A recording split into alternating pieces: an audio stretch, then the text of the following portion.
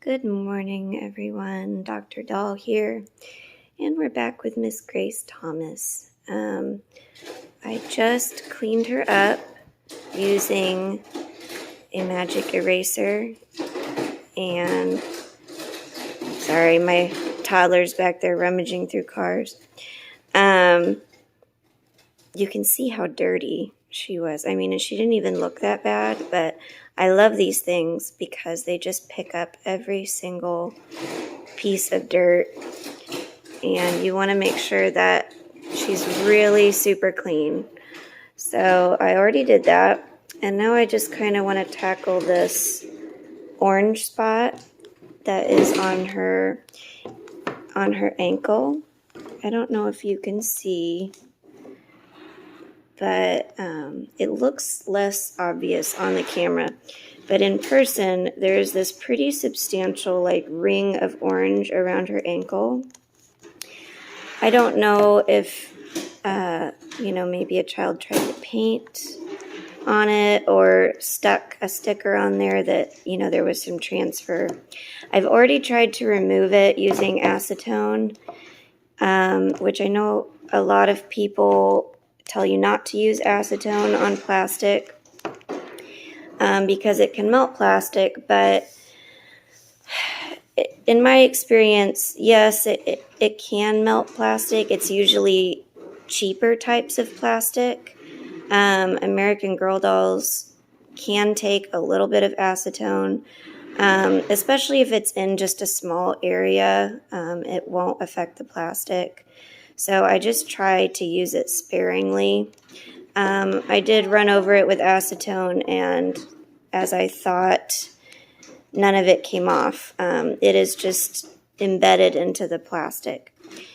So what do you do when you have a mark like this that won't come off with anything? It won't come off with chemicals. Well, you really have two options. Option one is you can replace the limb. You can buy a replacement leg. You can send her to the doll hospital, the American Girl doll hospital, and have the leg replaced. That does cost money. Or you can cover it. And covering it takes a little bit of effort and finesse, I guess you could say, but it can be done.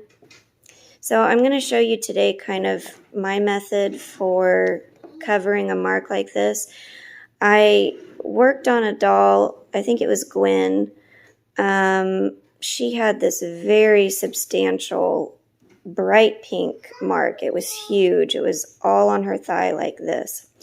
And it was a definite learning experience for me to learn how to cover that thing. It would not come off with chemicals. It would not come off with acetone. And I had to essentially paint over it and blend it into the skin.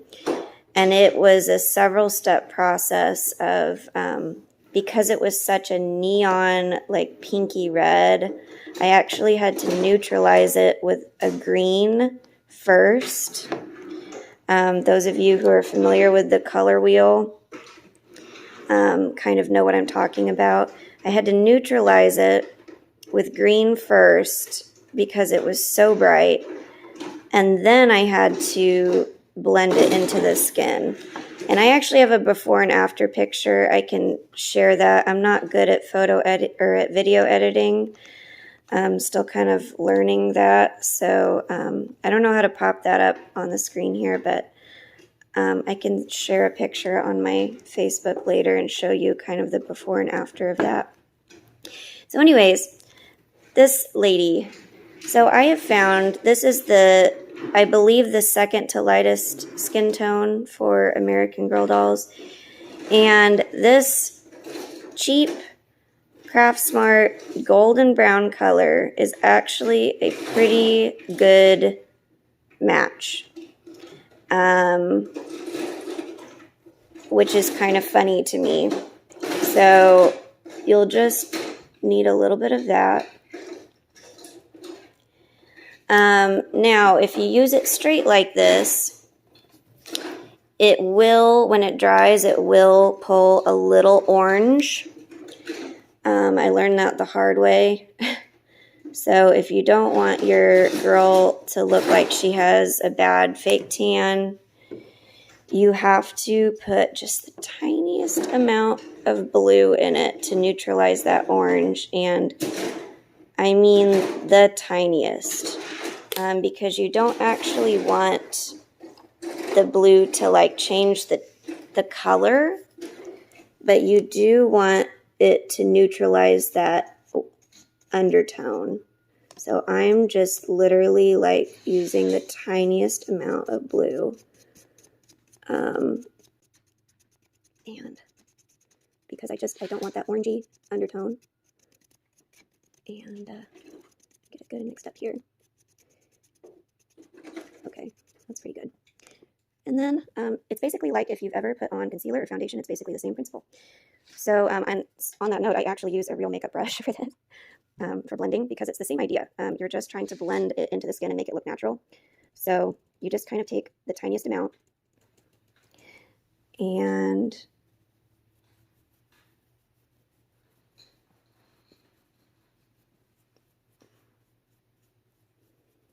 you just sort of,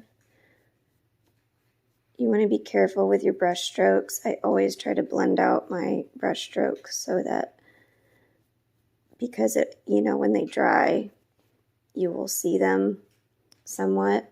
So I try to make really long sweeps. And this particular mark will probably take a couple of coats. Be right there, sweetheart. But anyways, that's how you do it. And it's not a perfect match to her skin.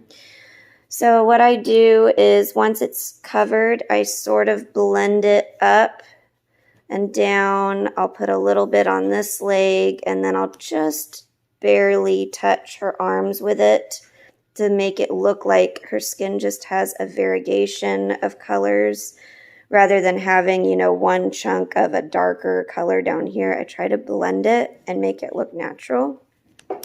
But essentially, that's all you do. Now, of course, anytime you put paint on plastic, you've got to seal it. So you can't just leave it like this, otherwise it's going to just, you know, when you touch it, when the oil on your skin gets on it, it's going to come off, it's going to flake, it's going to chip. So when you're done painting, you have to seal it and let it dry. But that's how you do it. That's how you fix a really bad mark like that. It does take some practice, and it does take a little bit of effort, but it's very rewarding. So anyways, that's all I wanted to share for now.